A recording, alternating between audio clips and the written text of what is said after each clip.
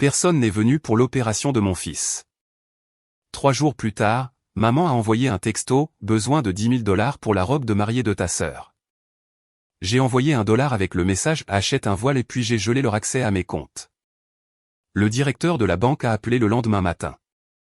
Je m'appelle Mayae. J'ai 34 ans. J'étais assis sur cette chaise en plastique dure depuis 9 heures. 9 heures. À fixer un mur beige, à écouter le bourdonnement du distributeur automatiqué. À prier. L'air de la salle d'attente chirurgicale était froid. Il sentait l'antiseptique et le vieux café. Mon corps tout entier me faisait mal. Mes yeux me brûlaient. Mon estomac me donnait l'impression d'être rempli de ciment. Mouillé. Chaque fois qu'un médecin passait, mon cœur essayait de sortir de ma gorge. J'étais terrifié. J'étais seul. Puis je l'ai vue. Une infirmière. Marchant vers moi. Ses chaussures crissaient sur le sol poli. Mon cœur s'est arrêté. Je ne pouvais plus respirer. S'il vous plaît, pensais-je. S'il vous plaît, faites qu'il aille bien. Son visage était gentil mais si fatigué. Madame. J'ai juste hoché la tête. Je ne trouvais pas ma voix. L'opération s'est bien passée. Il est en salle de réveil. C'est un petit garçon très fort. Je me suis effondré sur la chaise, le soulagement si intense qu'il m'a donné le vertige. J'ai commencé à pleurer. Des larmes silencieuses et laides. Merci. Ai-je murmuré. Dieu merci. Elle a hoché la tête, mais son sourire était triste. Elle a hésité. Il y a une chose, a-t-elle dit. Sa voix tremblait. Juste un peu. Il a eu peur quand il s'est réveillé. Il n'arrêtait pas de demander pourquoi personne n'était venu. J'ai levé les yeux. Quoi? Il n'arrêtait pas de demander. Où est mamie? Où est papy? Où est tati Chloé? Il n'arrêtait pas de demander pourquoi personne n'était venu. Personne n'est venu. Pas ma mère. Pas mon père. Pas ma sœur. Personne. Mon fils a 6 ans. Il croit encore que l'amour est quelque chose que l'on peut mériter en étant sage. J'étais assise dans ce couloir stérile. Les néons bourdonnaient au-dessus de ma tête. Et quelque chose en moi s'est tout simplement brisé. Et avant que je vous raconte comment tout a basculé, aimez et abonnez-vous. Laissez un commentaire. D'où nous regardez-vous? Ce n'était pas toujours si froid. Ou peut-être que si. Et j'étais juste celle qui payait pour maintenir le chauffage. Les signaux toujours été là. Mais j'étais trop occupé à être la bonne fille pour les lire. J'étais leur miracle. C'est comme ça qu'ils m'appelaient. Maya, tu es notre miracle. C'était un nom que j'avais mérité. C'était un nom pour lequel j'avais payé. Je me souviens de la première fois où je les ai sauvés. J'avais 22 ans. Je venais de finir l'université et j'avais décroché un bon travail en ville. Je travaillais 60 heures par semaine. Je vivais dans un minuscule studio avec une seule fenêtre qui donnait sur un mur de briques. J'en étais fier. J'économisais chaque dollar. J'avais un rêve. Je voulais acheter un petit appartement, un endroit qui ne serait qu'à moi. J'avais 63 000 $ d'économie. C'était toute ma vie en un chiffre. Puis l'entreprise de papa s'est effondrée. Il était entrepreneur, toujours fier, mais pas doué avec l'argent. Il m'a appelé un mardi, la voix pâteuse. Maya, ma chérie, je suis ruiné. Ils vont prendre la maison. Il avait utilisé la maison familiale comme garantie pour un prêt à taux d'intérêt élevé, celle où j'avais grandi, celle où ma sœur vivait encore. Sans loyer. Il devait 60 000 $. Il en avait besoin en 3 jours où il serait à la rue. J'ai regardé autour de mon minuscule bureau. J'ai pensé à mon appartement, à mon rêve. Je m'en occupe, papa, ai-je dit. Ma voix était neutre. Je n'ai même pas réfléchi. Je l'ai juste fait. Tu es un miracle, Maya. Un miracle.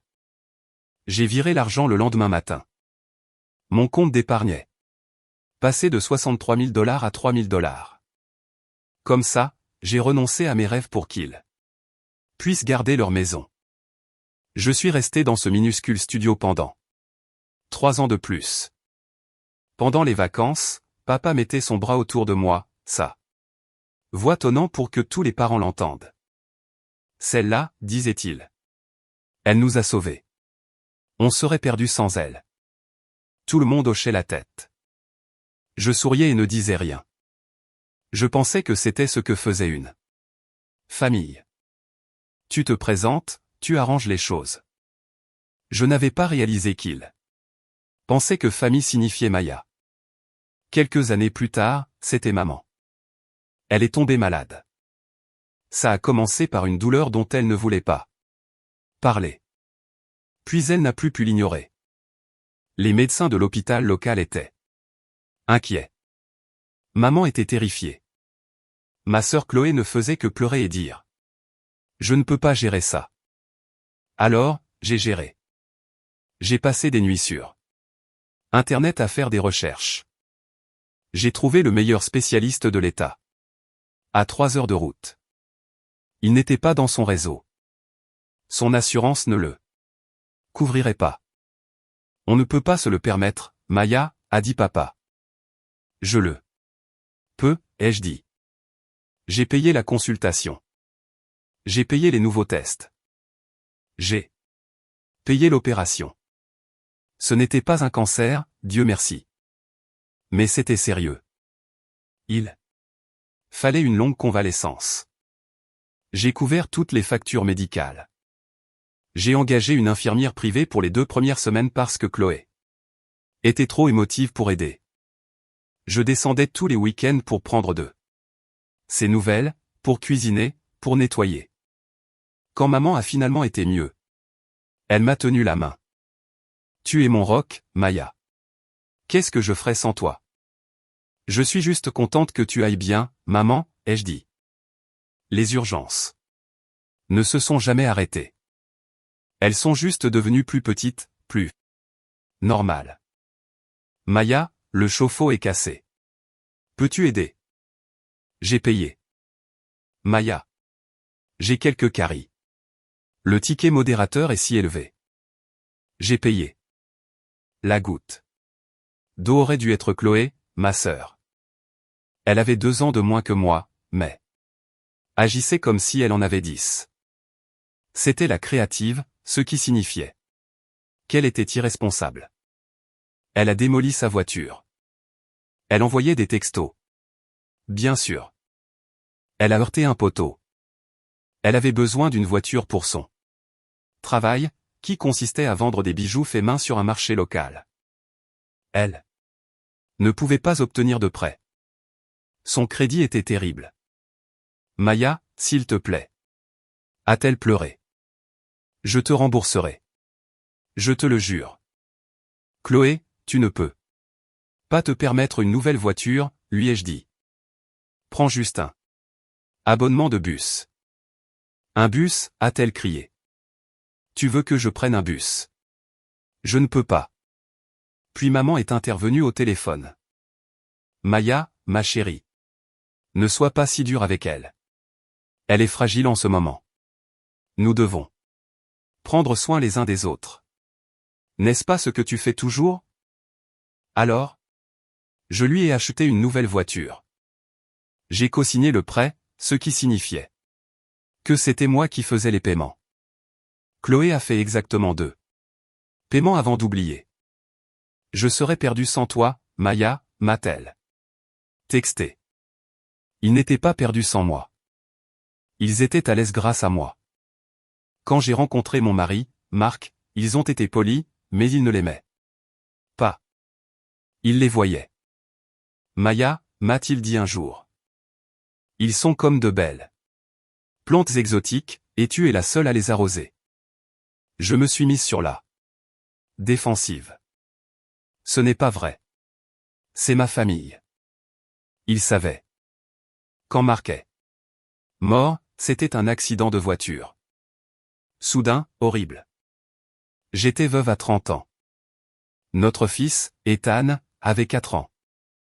Ma famille est venue à l'enterrement. Ils ont pleuré. Une semaine plus tard, les appels ont commencé. Maya, ma chérie. Je sais que ce n'est pas le bon moment, mais les impôts fonciers sont dus. Maya, je déteste te demander, mais avec l'argent de l'assurance de Marc, j'ai besoin d'un petit prêt. J'ai payé. J'ai toujours payé parce que j'étais leur miracle. J'étais leur roc et j'étais une idiote. J'étais si occupée à être leur sauveuse que je n'ai pas réalisé que je me noyais.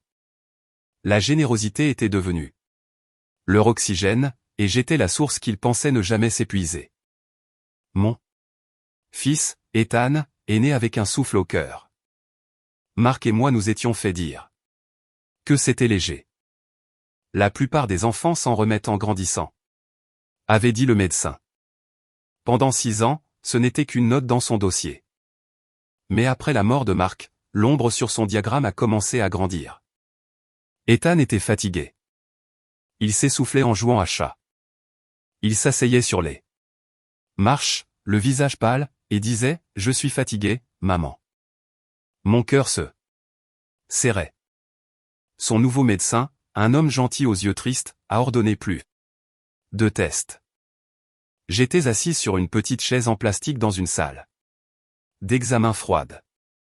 Ethan dessinait des super-héros dans son cahier. Il fredonnait. Il n'avait aucune idée. Je me sentais mal. Le médecin est entré. Il n'a pas souri.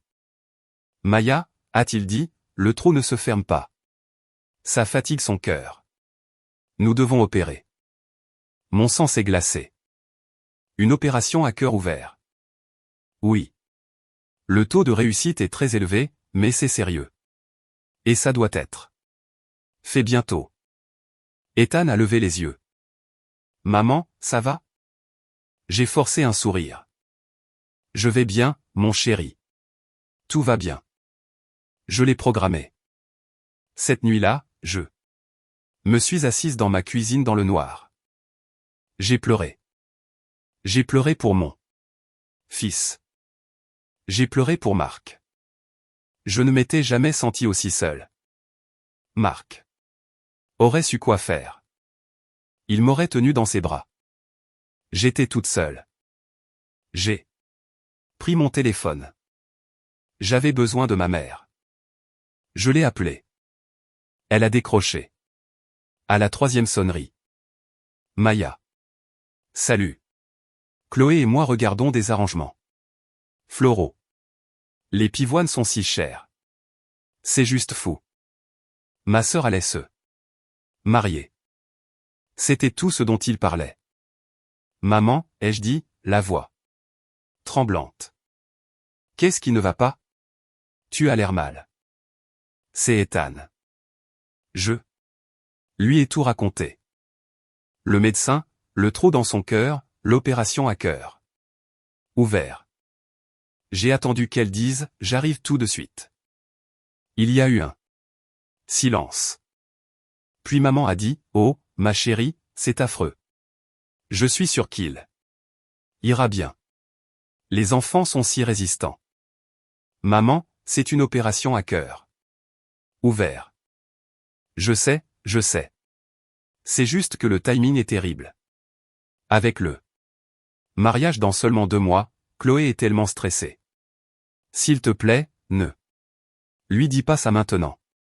Ça va la perturber. Je ne pouvais pas parler. Écoute, a dit maman, sa voix pratique. Tu es forte. Tu vas gérer ça.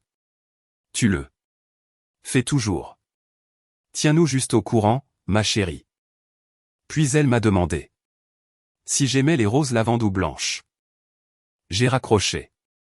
Les 2 semaines suivantes ont été un flou. Test, médecin, appel à l'assurance. J'étais terrifié. Je ne pouvais pas dormir. J'allais dans la chambre d'Ethan et je le regardais simplement respirer. J'attendais toujours que ma famille appelle. Papa a envoyé un texto.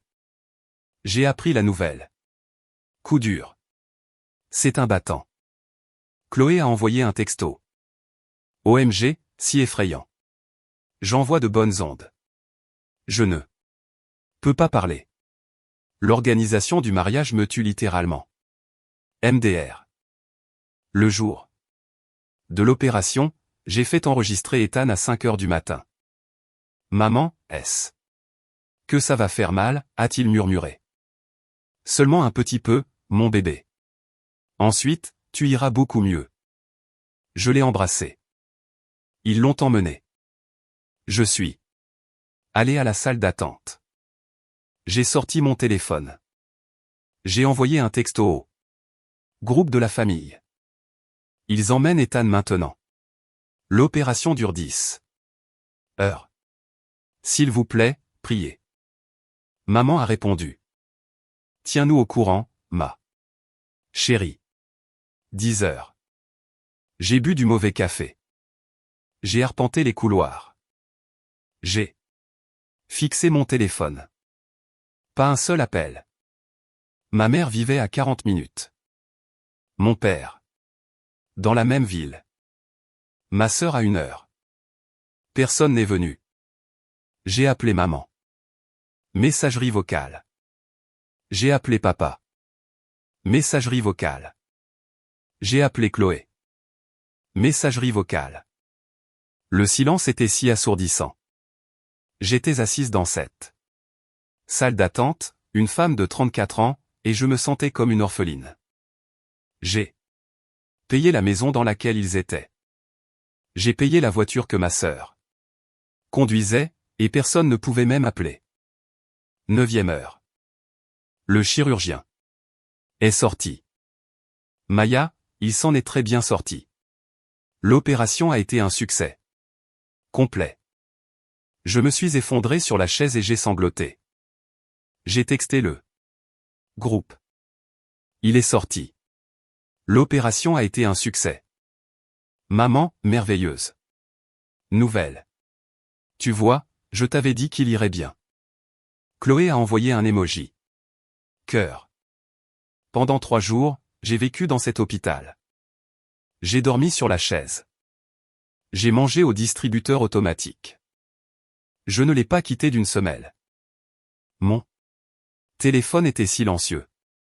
Personne n'a proposé de m'apporter un café. Personne n'a proposé de s'asseoir avec moi pendant 1 heure. Personne. Le 3e jour, Ethan était assis et buvait du jus.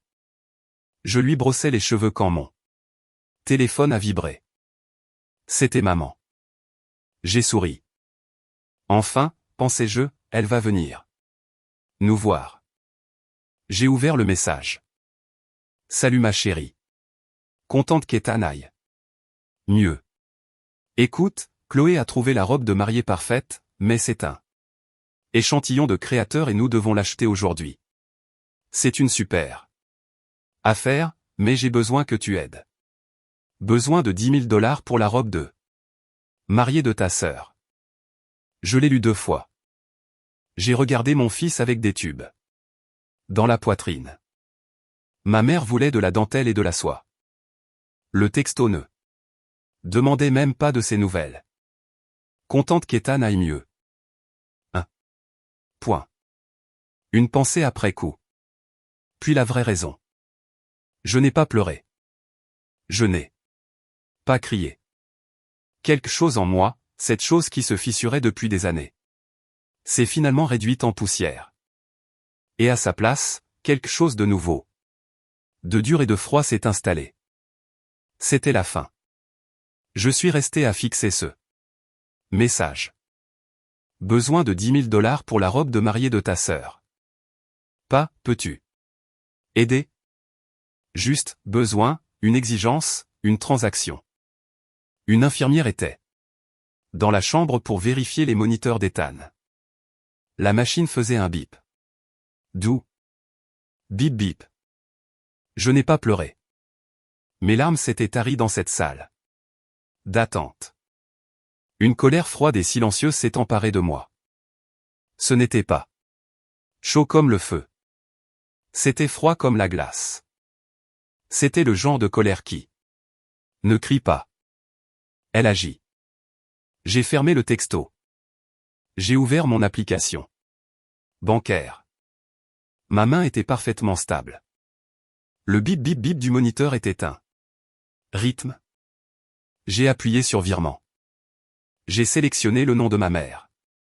Maman. Urgence. C'est comme ça que je l'avais enregistré. J'ai presque ri.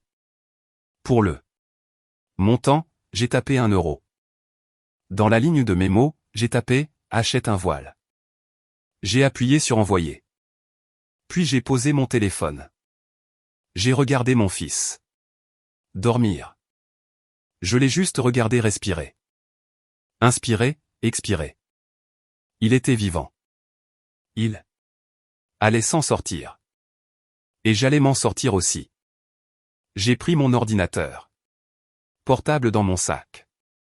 Je l'ai branché au mur. Je me suis connecté au site web de ma banque. Il y a des années, j'avais essayé de leur faciliter les choses. J'avais ajouté maman à mon compte courant principal en tant qu'utilisatrice. Autorisé juste en cas d'urgence. J'avais donné à papa une carte de crédit sur mon compte pour l'essence et les frais professionnels. J'étais co-signataire sur la voiture de Chloé et sa carte de crédit. Je leur avais construit un filet de sécurité. Je le voyais clairement maintenant. Je n'avais pas construit un filet de sécurité. J'avais construit un hamac et j'étais l'arbre auquel il l'avait attaché. Il se relaxait pendant que le poids me fendait en deux. J'ai cliqué sur mon relevé de carte de crédit. J'ai fait défiler 2300 $. Le grand smiley. À 2 mois. Maman était si stressée par l'organisation du mariage. Je lui avais dit de prendre un week-end. Je ne voulais pas dire un spa de luxe avec Chloé. 4800 $. Resort de Cabo San Lucas il y a 6 mois. Chloé était dévastée. Après une rupture. Elle avait besoin de s'évader. Elle a emmené 2 amis dans un tout inclus. 500 $. Entrepôt de golf pro. Papa, il avait besoin de nouveaux clubs pour réseauter. Ce n'était pas seulement les grosses dépenses. C'était des centaines de petites. 80 $. La petite brasserie. Chloé. 120 $. Ongles par design. Maman et Chloé. C'était une ponction constante et régulière. 1000 petites coupures. Ils ne m'utilisaient pas seulement pour les urgences. Ils m'utilisaient pour tout. Mon argent était leur argent. Mon travail était leur confort. Vacances, dîners, vêtements. C'était un style de vie. Mon style de vie. Non. Je conduisais une voiture de 10 ans. J'emportais mon déjeuner. Je finançais leur style de vie. J'ai réalisé que ma gentillesse n'était pas de la gentillesse. C'était une arme. Et ils l'avaient utilisée contre moi pendant une décennie. J'ai pensé au texto de 10 000 $. Ce n'était pas une demande. C'était une facture. C'était le coût d'être ma mère. Le coût d'être ma sœur. Ils croyaient que je leur devais cela. Je suis allé à l'écran de gestion des utilisateurs. Mariée, utilisatrice autorisée. J'ai cliqué sur le petit X. Gris. Êtes-vous sûr? Confirmé. Robert est titulaire de carte autorisée. Clique, confirmé. Chloé est utilisatrice autorisée. Clique, confirmé. Sa carte serait désactivé immédiatement. Je suis allé sur le site web du prêt auto. La voiture de Chloé. C'était un prêt conjoint. J'ai regardé le solde. 8400 $. J'ai cliqué sur payer la facture. J'ai tout payé. Tout, avec mes économies. Ça a fait mal. Mais ensuite, j'ai ouvert mes emails. J'ai écrit à la société de prêt. Le prêt est intégralement remboursé. Je suis la cosignataire principale.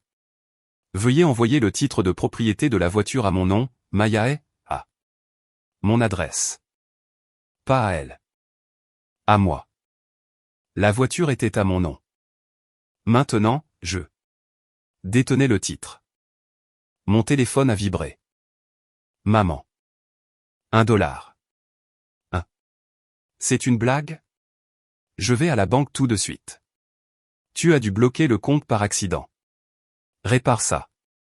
Chloé. C'est quoi ce bordel, Maya? Ma carte vient d'être refusée pour mes chaussures de mariage. Des chaussures? Tu essaies de ruiner ma vie. Papa. Ta mère est très contrariée. Appelle-la. Tu dois arranger ça. J'ai fixé les messages. Je n'ai pas ressenti de colère. Je me suis sentie légère. J'ai mis mon téléphone en silencieux. J'ai éteint mon ordinateur portable et pour la première fois depuis des jours, j'ai fermé les yeux et je me suis reposé. Le lendemain matin, je me suis réveillé raide sur la chaise de l'hôpital, mais je me sentais en paix. Ethan était réveillé et regardait des dessins animés. Salut, maman, a-t-il murmuré. Salut, mon amour. Je l'ai embrassé. Mon téléphone était une brique de notification. 14 appels manqués de maman. 8 de Chloé. 3 de papa. Je les ai tous supprimés. Je savais que ce n'était pas fini. J'avais coupé les cartes. Mais le compte joint avec maman était un plus gros problème. Elle y avait un accès complet. Je devais régler ça de manière permanente. J'ai appelé ma banque. J'ai demandé le directeur, M. Henderson. Maya, a-t-il dit. Comment allez-vous? Je vais bien, M. Henderson. Je suis à l'hôpital avec mon fils. J'ai un problème avec mes comptes. Ai-je expliqué? J'ai un compte courant joint avec ma mère, Mariet. Je dois le fermer. Aujourd'hui. Il est resté silencieux. Eh bien, Maya, avec un compte joint, elle a autant de droits sur cet argent que vous. Vous ne pouvez pas le fermer sans elle. Mon cœur s'est serré. Que puis-je faire? Vous pouvez retirer votre moitié, a-t-il dit. Ou bien, vous pouvez tout retirer. C'est votre argent aussi. Vous pouvez vider le compte, puis ouvrir un nouveau compte à votre seul nom. J'ai regardé le solde, 20 000 $. Mon salaire venait d'être déposé. D'accord, ai-je dit. Je veux tout déplacer, chaque centime. Sur un nouveau compte à mon nom uniquement, tout de suite. Oui, je peux faire ça. Je l'ai entendu taper. D'accord, Maya, c'est fait. L'ancien compte a un solde de 0. Je le laisserai ouvert, mais il est vide. Merci, M. Henderson. Maya, a-t-il hésité. Je dois vous dire, je pense que vous prenez la bonne décision. Votre mère était ici hier en fin d'après-midi. J'ai eu un frisson. Elle était là. Oui, elle. Elle était assez contrariée. Elle a essayé d'encaisser un chèque de 10 000 $. Il était libellé de votre compte à votre sœur. J'ai fermé les yeux. Elle a fait un chèque? Oui. Du compte joint. Je lui ai dit que les fonds n'étaient pas disponibles. J'ai mis une retenue dessus. J'ai eu le sentiment que quelque chose n'allait pas. Elle a dit que c'était pour une robe de mariée.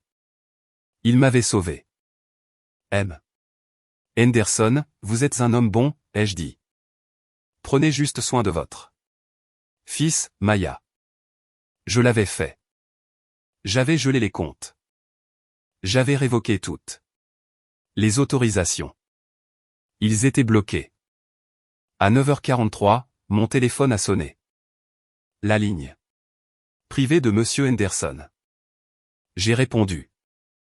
Bonjour, mademoiselle. C'est Monsieur Henderson. Sa voix était basse, tendue. Qu'est-ce qui ne va pas? Vos parents et votre sœur sont ici. Ils sont dans mon bureau. Je pouvais entendre une voix aiguë et faible en arrière-plan. Chloé. C'est notre argent. Dis-le lui. Ils sont contrariés, a-t-il dit. J'en suis sûr, ai-je dit calmement. La carte de débit de votre mère a été refusée. Ils exigent de savoir ce qui ne va pas avec le compte. Il n'y a rien qui ne va pas avec mon compte, M. Henderson. Ils ont dit que vous les aviez coupés. J'ai pris une profonde inspiration. J'ai regardé la cicatrice sur la main de mon fils à cause de la perfusion. Non, ai-je répondu. J'ai corrigé une erreur. Une erreur administrative qui dure depuis 10 ans. Il y a eu un long silence. J'ai entendu la voix étouffée de ma mère. Qu'est-ce qu'elle dit? Dis-lui de réparer ça. Mademoiselle Maya. Qu'est-ce que je leur dis? Vous leur dites la vérité. Leurs noms ne sont pas sur mes comptes. Ils ne sont pas autorisés. Le compte joint à un solde 0. Ils menacent d'appeler la police. Ils disent que vous avez volé leur argent. J'ai presque ri. Mon argent, M. Henderson. Mes fiches de paie. Ça a toujours été mon argent.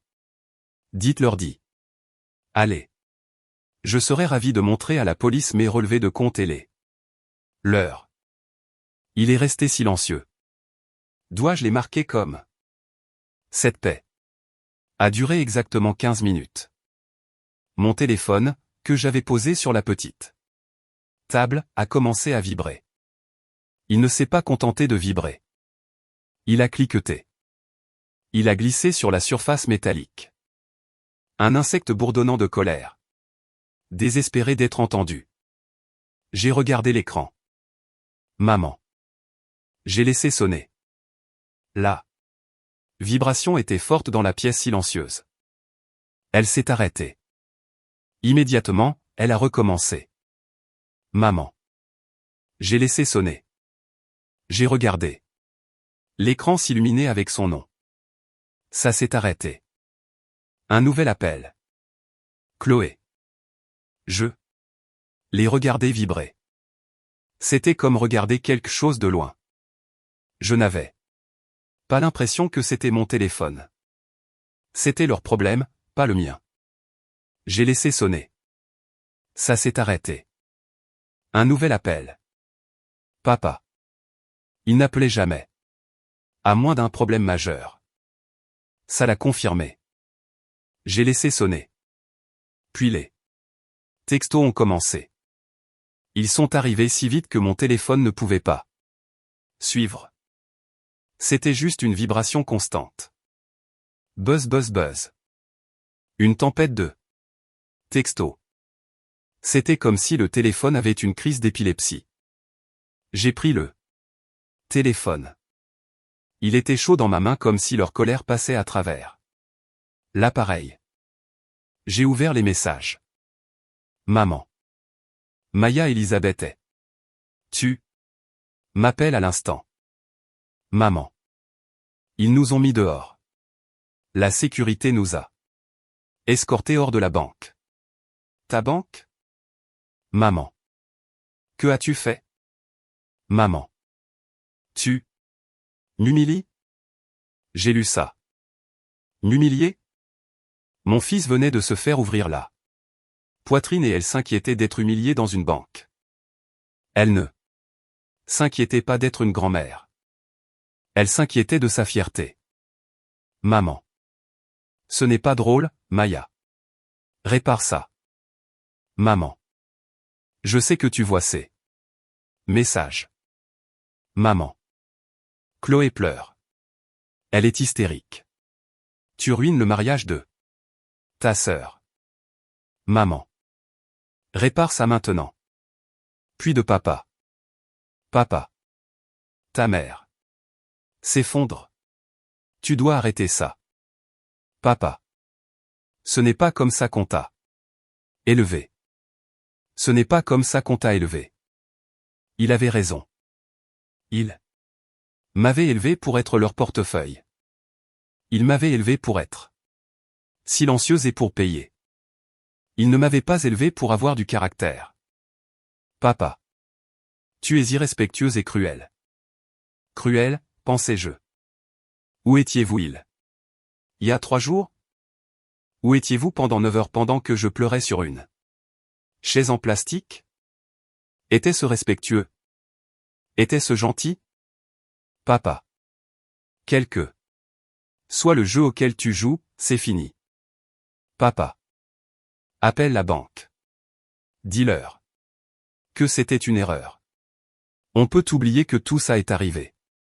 On peut oublier. Oh, j'étais sûr qu'ils le pouvaient. Ils oublieraient en une seconde. Dès que l'argent recommencerait à couler. Mais moi, non. Je n'oublierai jamais. Le silence. Papa. Sois une bonne fille pour une fois. Une bonne fille? Les mots m'ont semblé un coup de poing. Une bonne fille payait les factures. Une bonne fille se taisait. Une bonne fille était une banque, pas une personne. Une bonne fille faisait passer leurs sentiments avant la vie de son propre enfant. J'ai pensé à mon fils. Sois un bon fils, lui ai-je murmuré. Mais ne sois jamais un bon quoi que ce soit pour des gens qui te traitent comme un service. Il dormait. Il n'a pas entendu. Puis les messages de Chloé. Les siens étaient différents. Une rage pure et brute. Chloé. Chloé. Chloé, tu. Chloé, ma carte, mes chaussures de mariage, ma robe. Chloé. Tu es une jalouse, laide. Enfantine. Chloé, tu as toujours été jalouse de moi. Toujours jalouse. Pensais-je. Jalouse de quoi? Ton incapacité à garder un emploi? Ton manque total de responsabilité? Ta fausse vie que je payais? Ton stress pour des fleurs pendant que mon fils était en chirurgie? Chloé. Tu as ton stupide gamin et ta stupide vie et tu veux ruiner la mienne. Mon stupide gamin. Mon sang est passé de glacial à brûlant. Mon stupide gamin avec la cicatrice en fermeture éclair sur sa poitrine. Chloé. Maman fait une crise de panique. Chloé. J'espère que tu es contente. Chloé. J'espère que tu es contente, tu déchires cette famille. Je déchire cette famille? Pensais-je. C'est moi qui la déchire. Ou suis-je juste celle qui a arrêté de tenir ensemble les morceaux pourris? Chloé. Papa dit qu'il va te poursuivre en justice. Chloé. Tu as volé son argent. Chloé. On appelle la police. J'ai posé le téléphone. J'ai fixé le mur. La police? Me poursuivre pour mon propre argent, pour ne pas leur avoir donné mon argent. La logique était folle. C'était la logique de gens qui avaient profité gratuitement pendant si longtemps qu'ils pensaient que le chauffeur était leur serviteur. Il n'était pas en colère que j'ai été blessé. Il n'était pas désolé d'avoir manqué l'opération de mon fils. Il n'avait pas honte. Ils étaient en colère que le distributeur automatique soit en panne. Ils étaient en colère que l'approvisionnement ait été coupé. Je n'étais pas une personne pour eux. J'étais une ressource. Et maintenant que la ressource avait disparu, j'étais une ennemie. C'était aussi simple que ça. C'était aussi horrible que ça. J'ai repris le téléphone. Les textos continuaient d'arriver. Ils avaient créé un groupe de discussion. Urgence familiale. Ils m'y avaient ajouté. C'était un flot de leur panique. Maman. Maya, ça a assez duré. Ton père parle de son cœur. Tu sais qu'il a un mauvais cœur. Papa. Ne sois pas dramatique, Marie. Mon cœur va bien. Maya, c'est du vol. Voilà ce que c'est. Chloé. C'est une voleuse. Elle nous a volés. Chloé. Mon mariage, Maya. Mon unique journée. Tu l'as détruit.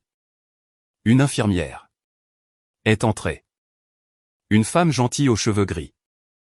Comment va-t-il, a-t-elle murmuré en vérifiant la perfusion d'éthane. Mon téléphone a de nouveau vibré avec colère. Bise. Bise. J'ai tâtonné et j'ai appuyé sur le bouton silencieux. J'étais embarrassé. Il va bien, ai-je murmuré en retour. Il dort juste. Et vous, comment allez-vous, a-t-elle demandé, ses yeux regardant mon téléphone. Puis moi. Je vais bien, ai-je menti. Elle m'a tapoté l'épaule. Vous faites un excellent travail. C'est un garçon chanceux. Elle est partie. J'étais de nouveau seul. J'ai regardé leurs mots. Mon cœur, mon mariage, mon argent. Moi. Moi. J'ai pensé à Ethan. J'ai pensé à la voix de l'infirmière. Votre fils. N'arrêtez pas de demander pourquoi personne n'était venu.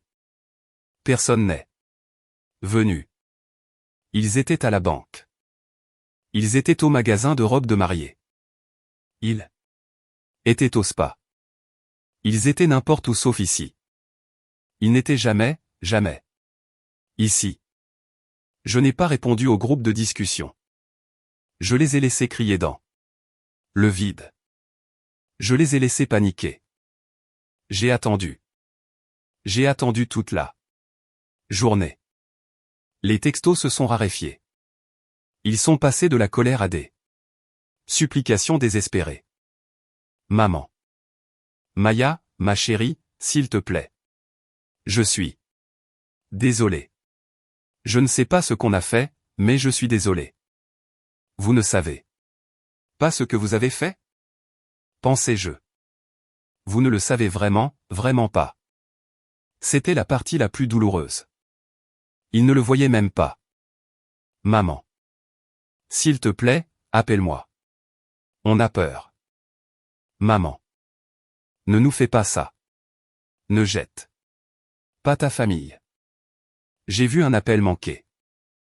Un message vocal. Je ne l'ai pas fait exprès, mais mon pouce a glissé et je l'ai écouté. C'était la voix de maman. Maya, ma chérie, elle pleurait, mais c'était le faux cri aigu qu'elle utilisait quand elle voulait quelque chose. Ce n'était pas le vrai cri les deux. Chagrin. Maya, tu es allée trop loin. C'est juste cruel. Ton père est hors de lui, Chloé. Le mariage de Chloé. Tu le ruines. Tu dois arranger ça. Appelle juste la banque. On peut en parler. On peut même te rembourser un jour. S'il te plaît, Maya, tu es notre miracle. Clique. Je l'ai supprimé. Me rembourser. Un mensonge. Notre miracle. Le nom d'un outil. Ils étaient comme des vampires. Quand les menaces ne fonctionnaient pas, la séduction commençait. Les « je t'aime », les « je suis désolé », la « famille ». C'était juste une clé différente pour la même serrure. La serrure de mon portefeuille. Je n'ai pas répondu. J'ai dîné avec mon fils. Je l'ai aidé à tenir La petite tasse en plastique. Je lui ai lu une histoire sur un dragon qui avait perdu son feu. Je me suis assise avec lui pendant qu'il s'endormait. Les lumières de l'hôpital se sont tamisées. Les bips des machines étaient le seul son dans le couloir. C'était paisible. C'est là que j'ai pris mon téléphone. Il était 22h30. L'écran était noir. Je l'ai allumé. 38 appels manqués. 114. Nouveau texto. J'ai ouvert un nouveau message texte. J'ai ajouté maman. J'ai ajouté papa. J'ai ajouté Chloé. J'ai tapé lentement. Mes pouces étaient stables. Il n'y avait pas de larmes. Il n'y avait pas de colère. Il y avait juste la faim. Il y a 3 jours, mon fils a subi une opération à cœur ouvert. Aucun de vous n'est venu. Aucun de vous n'a appelé pour demander comment il allait. Mais vous êtes souvenu de demander de l'argent. L'amour n'est pas une transaction. Les comptes sont fermés. Tout comme ce chapitre de ma vie. Je l'ai lu une fois. C'était parfait. C'était la vérité. J'ai appuyé sur envoyer. J'ai regardé le reçu de livraison apparaître sous le message. Puis avant qu'il ne puisse répondre, avant que le « bise » ne recommence, j'ai fait la dernière chose. J'ai tapé sur le nom de maman. Bloqué cet appelant. Une fenêtre pop-up. Êtes-vous sûr? J'ai pensé à son texto. Les 10 000 $. Confirmé. J'ai tapé sur le nom de papa. Bloquer cet appelant. Sois une bonne fille pour une fois. Confirmé. J'ai tapé sur le nom de Chloé. Bloquer cet appelant. Ton stupide gamin. Mon pouce a appuyé si fort que j'ai été surprise que l'écran ne se fissure pas. Confirmé. J'ai éteint mon téléphone. Je l'ai mis dans mon sac à main. J'ai fermé la fermeture éclair du sac. Je l'ai posé sur le sol. J'ai regardé mon fils. J'ai remonté la fine couverture de l'hôpital jusqu'à son menton. Je me suis assise sur la chaise. Et pour la première fois, le silence était le mien. Ce n'était pas leur silence, celui qu'ils utilisaient pour me punir. C'était le mien, et c'était la paix. Quitter l'hôpital a été plus difficile que je ne l'avais prévu. Ethan a été autorisé à rentrer chez lui 5 jours après l'incident de la banque. Les infirmières lui ont toutes dit au revoir. Vous êtes une si bonne maman, a dit l'une d'elles en me tapotant le bras. Vous avez été là chaque seconde. J'ai souri, mais ces mots me semblaient étranges. J'étais une bonne maman pour Ethan. Mais qu'étais-je pour eux? Sans cœur, cruel, une. Leurs mots étaient silencieux, mais ils me suivaient. C'étaient des fantômes dans l'ascenseur. J'ai mis Ethan dans son siège auto. Il était si petit, mais il devenait plus fort. J'ai conduit jusqu'à la maison. Le silence dans la voiture était lourd. Mon téléphone était allumé. Je l'avais rallumé, mais il était silencieux. Pas d'appel, pas de texto. Je les avais bloqués, mais il y avait d'autres moyens. Email, réseaux sociaux. Amis communs, rien. Je les avais coupés et ils avaient disparu. C'était comme si j'avais appuyé sur un bouton et qu'ils s'étaient volatilisés. C'était troublant. J'avais été leur soleil, leur banque, leur roc. J'avais été quelque chose pour eux. Maintenant, je n'étais rien. Nous sommes rentrés à la maison. J'ai porté Ethan à l'intérieur. La maison était froide. J'étais parti depuis près d'une semaine. Elle sentait le renfermer. J'ai mis Ethan sur le canapé avec sa couverture. J'ai allumé la télé pour lui. J'ai traversé les pièces. Tout était exactement comme je l'avais laissé, mais tout semblait différent. Là, sur le manteau de la cheminée, il y avait une photo. Elle datait de Noël dernier. Moi. Maman, papa, Chloé, nous tous souriants. Maman avait son bras autour de moi. Mon roc, m'avait-elle appelé. J'ai regardé son visage souriant, et une vague de culpabilité si forte qu'elle m'a donné le vertige m'a submergé. C'est toujours ta mère. Une voix dans ma tête, une voix qui ressemblait à la sienne. A murmuré, comment as-tu pu? Elle t'a élevé. Elle t'a nourri. Elle t'a aimé. Vraiment, a répondu une autre voix. Où est-ce qu'elle t'a juste géré? Tu les as abandonnés, Maya. Tu les as laissés sans rien. C'est ta famille. Famille. Famille. Famille. Le mot résonnait dans ma tête. Qu'est-ce que ça signifiait même? Était-ce juste un mot pour les gens à qui vous êtes obligés de donner votre argent? Était-ce juste un mot pour les gens qui sont autorisés à vous faire du mal? J'ai attrapé le cadre photo. Ma main tremblait. J'ai ouvert le dos. J'ai sorti la photo. J'ai regardé leur visage. Mon père. Souriant, portant un pull que je lui avais acheté. Ma sœur riant, montrant des boucles d'oreilles que j'avais payées. Ma mère me tenant la main dans la maison. Que j'avais sauvée. Je n'étais pas une personne sur cette photo. J'étais l'arrière-plan. J'étais le décor. J'étais celle qui rendait la scène heureuse possible. Et j'en avais fini. J'ai déchiré la photo en deux. Et puis j'ai commencé à pleurer. Ce n'était pas un cri propre. C'était laid. C'était le cri d'une orpheline de 34 ans. Je faisais mon deuil. Je ne faisais pas leur deuil. Je faisais le deuil de l'idée que je me faisais d'eux. Je faisais le deuil de la mère que j'aurais aimé avoir. Celle qui serait venue à l'hôpital. Celle qui m'aurait tenu la main dans la salle d'attente, pas demandé ma carte de crédit. Celle qui m'aurait fait de la soupe. Je faisais le deuil du père que je méritais. Celui qui aurait été fier de moi, pas seulement de mon salaire. Celui qui aurait dit, ne t'inquiète pas, Maya. Je vais m'en occuper. Juste une fois. Je faisais le deuil de la sœur que je voulais. Celle qui aurait été mon amie, pas ma rivale. Celle qui aurait appelé et dit, j'ai tellement peur pour Ethan. J'arrive à l'hôpital.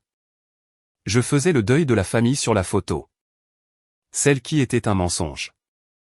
Un mensonge complet, coûteux et épuisant. Pendant des semaines, le silence a résonné.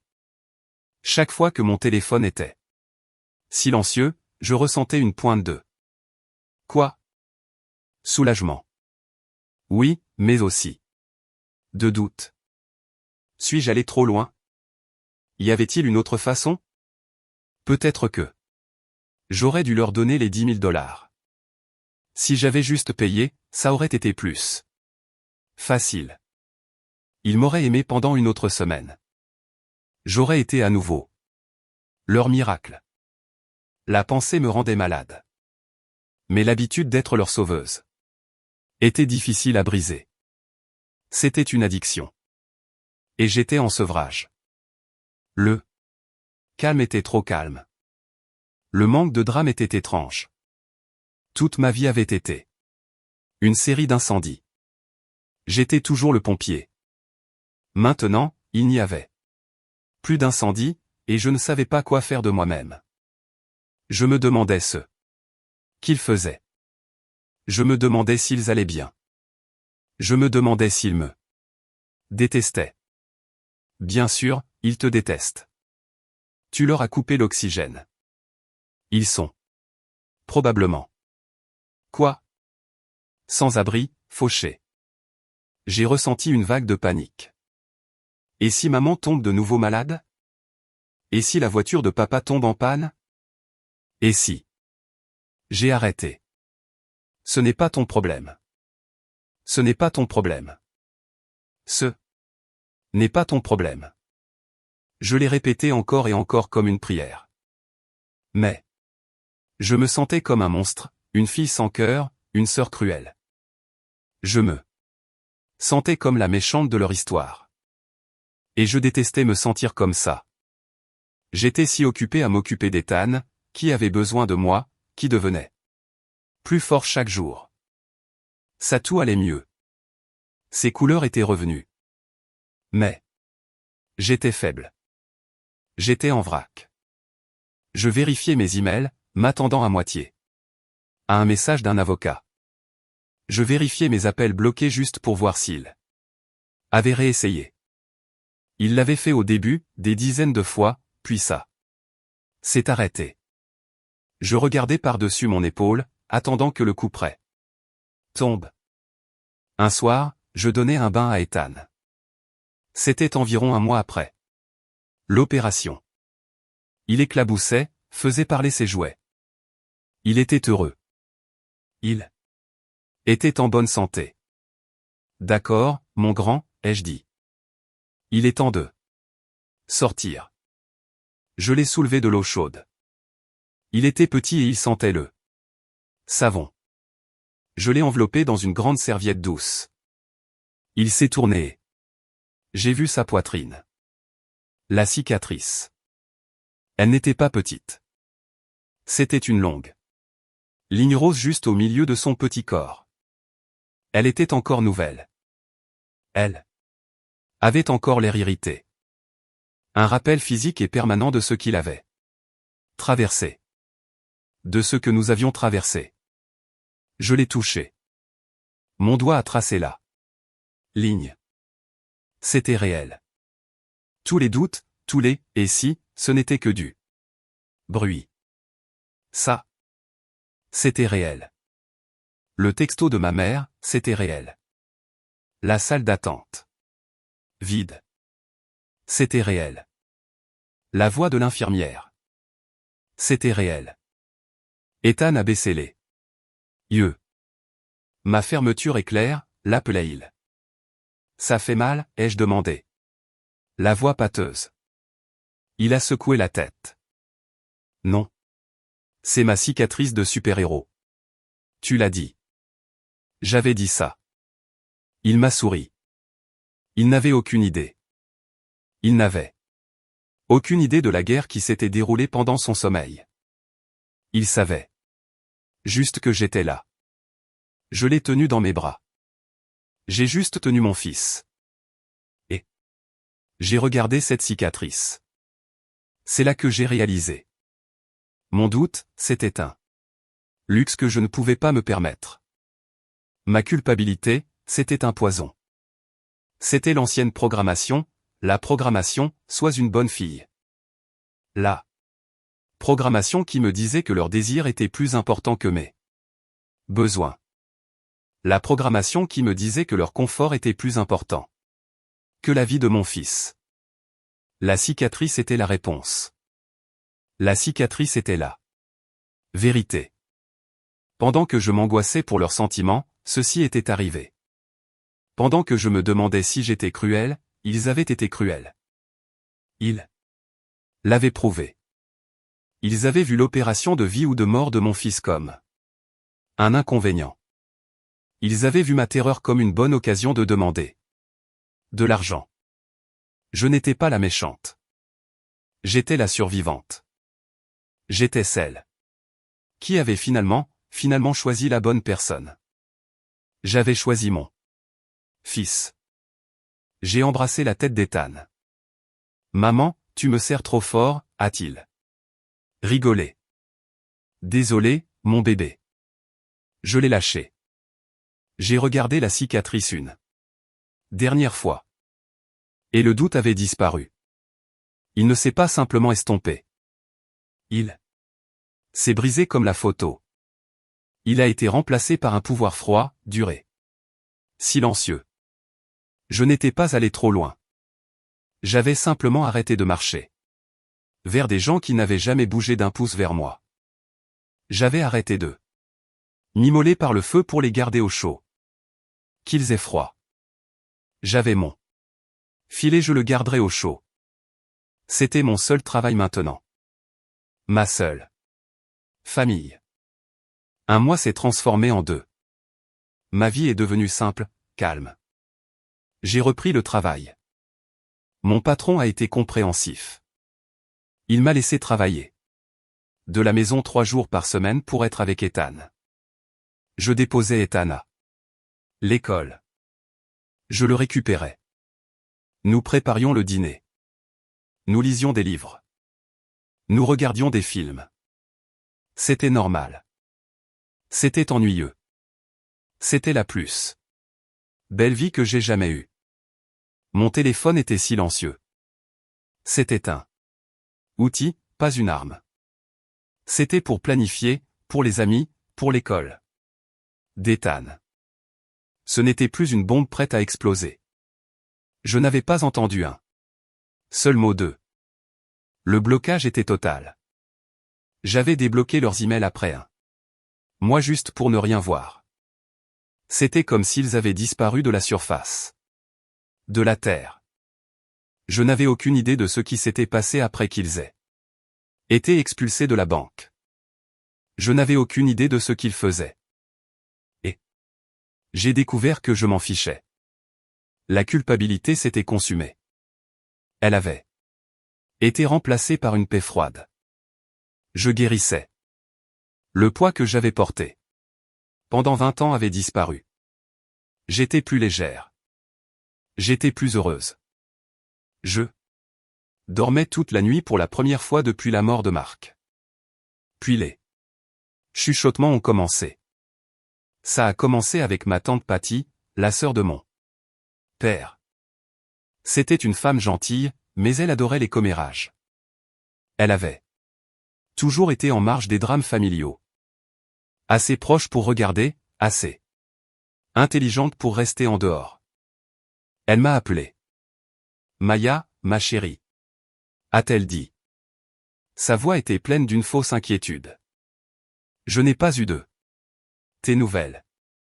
Comment va ce gentil petit garçon à toi? Il va très bien. Tante Patty. Il se remet si bien. Le médecin a dit qu'il se portait à merveille. Oh, c'est merveilleux. Merveilleux. J'étais si inquiète.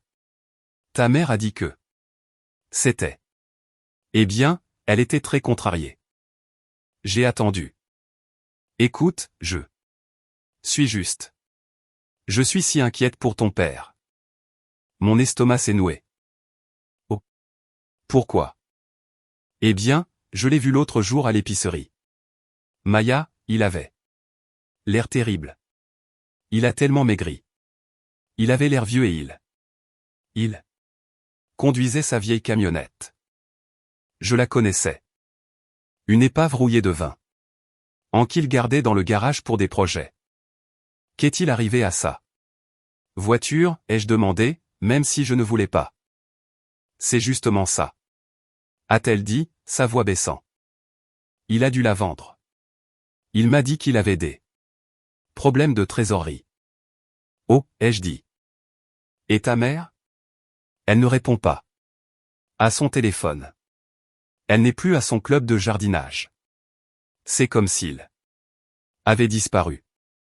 Est-ce que tout va bien, ma chérie?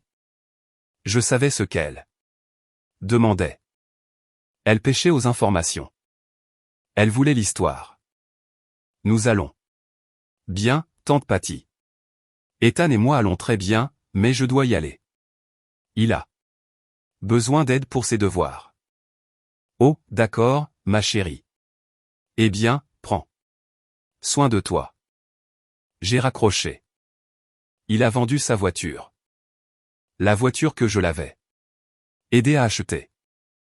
J'ai ressenti une petite lueur sombre, non pas de satisfaction, mais de justice. On ne peut pas conduire une voiture qu'on ne peut pas payer.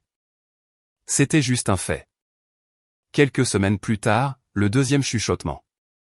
Il est venu d'une amie, une femme avec qui j'étais allé au lycée. Elle était traiteur. Elle m'a envoyé un texto. Salut Maya. Ça fait longtemps. Alors? C'est super gênant, mais le mariage de ta sœur, celui que je devais organiser. Mon cœur a cogné.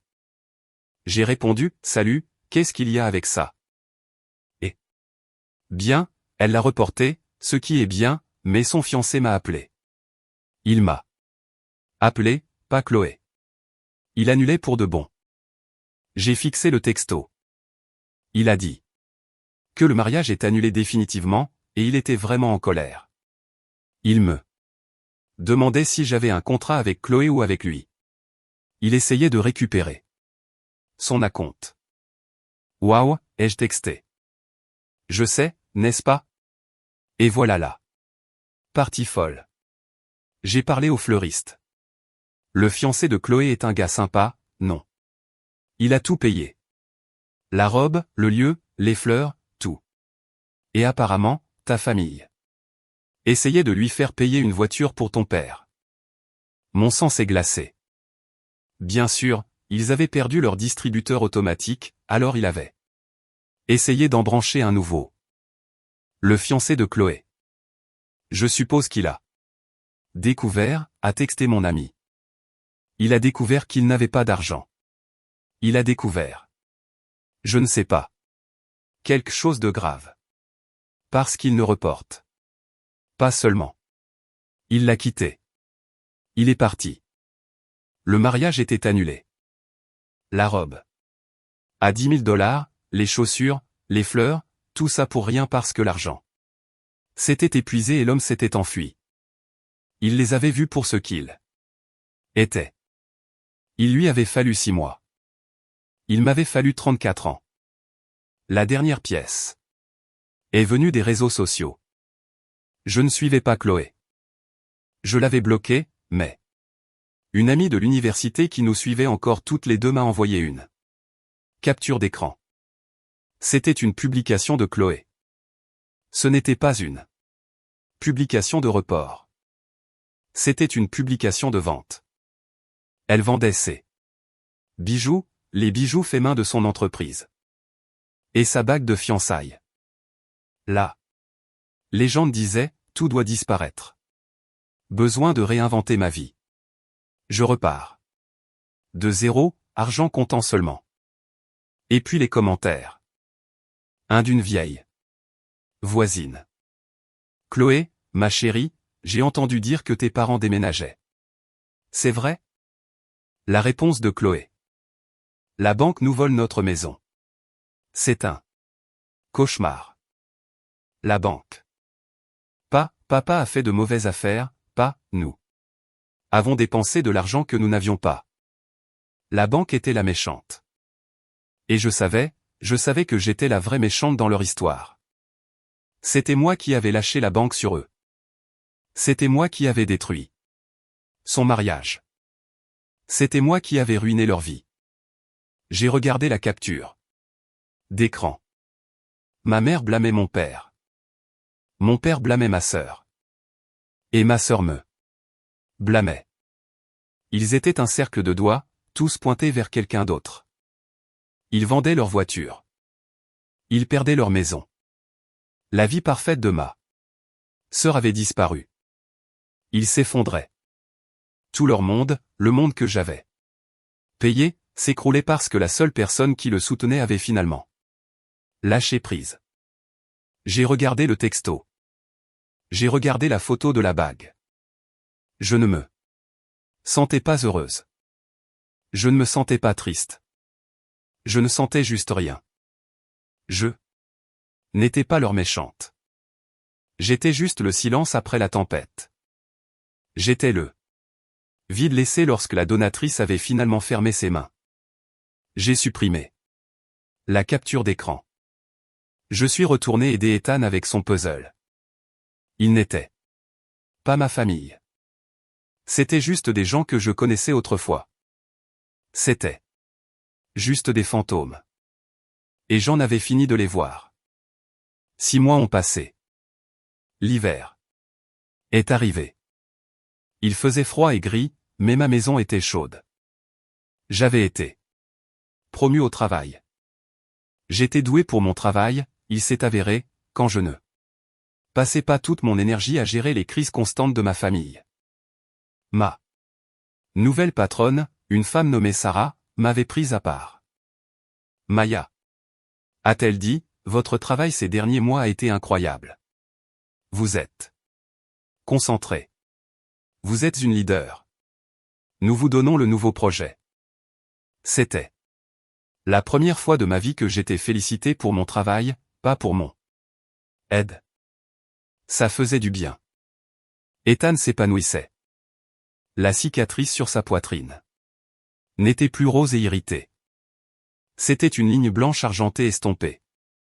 Il était dans le club de football de son école. Il courait. Il courait et il ne se fatiguait pas. Il était rapide. Il était bruyant. C'était un garçon normal de 7 ans. Et il était tout à moi. Notre nouvelle vie était calme. Nous avions une routine. École, travail, devoirs, dîner, jeux, sommeil. Le week-end, nous allions au parc. Nous allions au musée des sciences. Nous nous sommes construits une vie. Juste nous deux. C'était une petite vie, mais elle était forte. Elle était construite sur la paix, pas sur le drame. Un soir, nous étions à la table de la cuisine. Il neigeait dehors. De gros flocons doux. Je payais des factures. Mais cette fois, je payais mes factures, mon hypothèque, mon électricité, mon paiement de voiture. Il n'y avait pas de spa. Il n'y avait pas de nouveau club. Il n'y avait pas d'urgence. Mon compte d'épargne, pour la première fois de ma vie d'adulte, grandissait. J'économisais pour notre avenir, pour l'université d'Ethan, pour des vacances pour nous deux. C'était un sentiment étrange. Un bon sentiment. Ethan dessinait. Il était calme, concentré. Sa langue sortait du coin de sa bouche. Il dessinait une image. Maman, a-t-il demandé doucement, sans lever les yeux. Oui, mon bébé. Où est mamie? Ma main s'est arrêtée de bouger. Le stylo planait au-dessus de l'enveloppe. J'attendais ça. Je le redoutais. J'ai pris une inspiration. Je ne lui mentirai pas, mais je ne l'empoisonnerai pas. Elle est loin, mon chéri, ai-je dit. Où? Elle est dans sa propre maison. Une maison différente. Je savais par tante Patty qu'ils avaient perdu la maison. Ils louaient un petit appartement. Oh, a-t-il dit. Il a continué à dessiner. Pourquoi elle ne vient pas nous voir? Mon cœur s'est serré. Elle ne peut pas venir nous voir en ce moment. Mon chéri. Et Tati Chloé et Papy. Eux aussi. Ils sont occupés avec leurs propres affaires. Il a arrêté de dessiner. Il a finalement levé les yeux vers moi. Ses yeux étaient si clairs, si honnêtes. Est-ce qu'il ne nous aime plus? C'était la question. La question qui m'a transpercé parce que c'était la question que je me posais. Oh, Ethan. Ai-je dit. J'ai posé mon stylo. Je me suis tourné vers lui. Ce n'est pas à propos de toi, mon bébé. Ce n'est pas du tout à propos de toi. Tu es le garçon le plus merveilleux, incroyable, courageux du monde. Il t'aime. J'ai senti un picotement. Était-ce un mensonge? Je ne savais pas. C'est à propos de moi. J'ai dû faire un choix difficile pour nous garder en sécurité, pour nous garder en paix. Il m'a regardé. Il était si intelligent. Il essayait de comprendre. Alors, ils ne reviendront pas? Non, mon chéri. Je ne pense pas. J'ai attendu qu'il soit triste. J'ai attendu qu'il pleure. Il a juste hoché la tête. Un petit hochement de tête pensif. Puis il est retourné à son dessin. Je l'ai regardé. À quoi pensait-il? Il a fini. Il a levé le papier. C'était un dessin de nous. Deux bonshommes allumettes. Un grand, un petit. Nous. Nous tenions la main. Nous étions dans une maison. Il y avait un grand soleil. Dans le ciel. C'était notre famille. Il a souri. Et puis il a dit les 4 mots qui ont tout changé. C'est pas grave. Je t'ai, toi. Je l'ai regardé. Je ne pouvais pas parler. Toute la douleur, toute la colère, tous les doutes. Toutes les années que j'avais passées à essayer de mériter leur amour, à le mendier, à le payer, et le voilà. Ce petit garçon, il me le donnait simplement. Gratuitement. C'est pas grave. Je t'ai, toi. Il n'était pas triste. Il ne lui manquait pas parce qu'il avait ce dont il avait besoin. Il m'avait et je l'avais. Et c'était assez. C'était plus qu'assez. C'était tout. Des larmes ont coulé sur mon visage. Maman, pourquoi tu pleures? C'est triste? J'ai ri. J'ai essuyé mon visage. Non, mon bébé, ce n'est pas triste. C'est le moment le plus heureux de ma vie. J'ai pris le dessin de sa main. C'est le plus beau dessin que j'ai jamais vu. Je vais le mettre sur le frigo où je pourrai le voir tous les jours. Ces 4 mots, je t'ai, toi. Ils ont guéri plus que le temps n'aurait jamais pu le faire. Ils ont guéri cette cicatrice. Ils ont guéri mon cœur brisé. Ils ont prouvé que l'amour n'a pas besoin de sang. Il n'a pas besoin d'un nom de famille. Il a juste besoin de présence. Il a juste besoin de se manifester. Mon ancienne famille, il était du même sang, mais ils n'ont jamais été présents. Ce petit garçon, il était ma famille. Il était présent, et il était tout ce dont j'aurais jamais besoin. Ma mère voulait $10 000 pour une robe. Je lui ai donné $1 et une leçon. L'amour ne s'achète pas. Il se montre. La vraie famille n'est pas celle qui partage votre nom de famille. C'est celle qui se présente quand le monde s'arrête de tourner. Chaque soir, j'allume une bougie pour la paix. Pas pour eux, mais pour la femme que j'étais. Celle qui croyait que famille signifiait pour toujours. Maintenant, je sais que la famille n'est pas pour toujours, mais la paix peut l'être.